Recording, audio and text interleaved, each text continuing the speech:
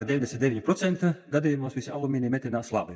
Visi velmēta alumīnija, profila alumīnija metinās labi.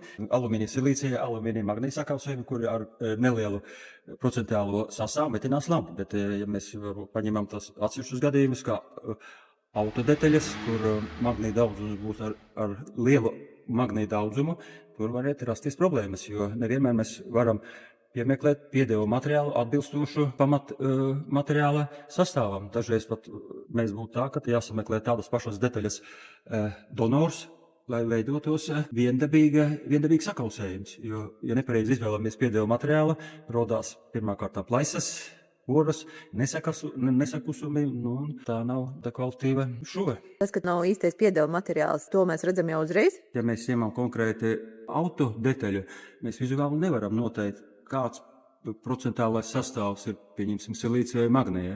Tā kā es teicu, ka var būt detaļas ar lielu procentālo magnēja saturu, tur var rasties problēmas. Ka pieredzējis metinātājs jau pēc svara nosaka, vai tā ir ar silīcija pieaugumu vai ar magnēju. Teiksim, ne visi alumīnija metinās, ir alumīnija sakausēji, kas uz alumīnija, cinka un tā saucamie piealteri came, kuri praktiski nemetinās, jo pie 900 grādiem augsta temperatūrā cinks izdeg, un šādu sakausējumu sametināt praktiski nav iespējams.